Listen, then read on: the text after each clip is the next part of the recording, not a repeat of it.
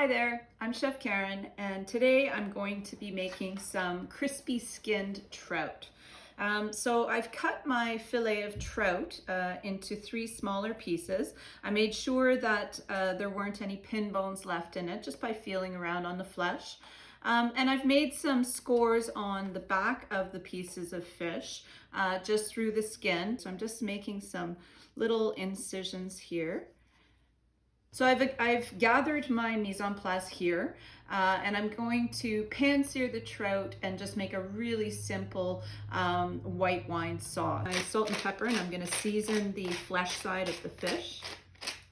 And I think people get freaked out about cooking fish because they're worried about overcooking it, they're worried about undercooking it. I've done a little bit of prep work as well, so I've got half of a shallot diced up really small. I've got a clove of garlic chopped up nice and small. I have some parsley. I've got some lemon wedges that I'm going to serve it with. I have a little piece of cold butter, some white wine, and a little bit of veg stock. I've preheated my pan, and I'm using a heavy bottomed stainless steel pan. Take a little bit of sunflower oil. I'm just going to take my fillets and I place them away from me. And I'm just swirling the oil around to make sure that it's distributed completely. I'm going to let this fish stay on the skin side until it's almost cooked. So about a 2/3 cooked. Then I'm going to go ahead and turn it over. Don't want to disturb the fish. A lot of times people experience food sticking to the pan, and typically that's based on 2 things. One is that they haven't heated up the pan thoroughly. And 2, it's potentially that there isn't enough oil in the pan. Here we can see that the color of the fish is starting to change. So when the fish is completely raw, it's a darker orange, but we can see the color starting to become much more pale as it works its way up the side. We never want to overcook fish, and we want to make sure that we are not burning the bottom. So I'm just going to take my little fish lifter here, and I'm going to check underneath to see how things are going. It's looking great underneath there, okay? But the less I handle this fish, the better off I'm going to be. So here we have the fish almost ready to turn over. I can see that I still have some oil in the pan. It's not swimming in oil, which is fantastic. So I'm just going to take my lifter and I'm going to turn it away from me very gently.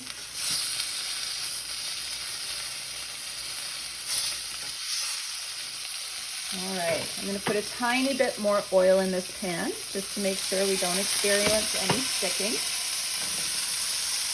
So for the last moment or 2 of cooking, I'm just going to turn the heat down a little bit. I'll show you the fish is fully cooked on the second side. So I'm going to go ahead and remove the fish onto my plate. I have some browning, but nothing dark, so that's fantastic.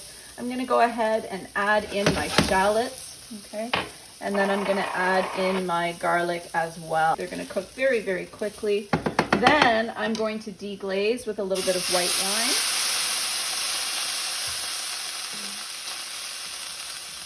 And then I'm going to add in my stock. So I'm using a vegetable stock here. You can use fish stock, you can use chicken stock. It's just to give us a little bit of liquid to help make up that sauce. Add in my cold butter. Okay, so I'm just taking this butter and I'm going to whisk it in. And in culinary terms, we call this monté au beurre. It gives it some beautiful mouthfeel, and it also gives us some viscosity, so it helps to thicken the sauce a little bit. Then I'm going to go ahead and add in my parsley right at the end here. And you see I've created this beautiful sauce that I can then just pour over top of my fish. Or pour it on the plate first for extra crispiness. The skin is beautifully crisp.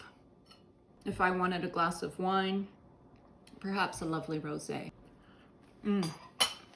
So good. Thank you.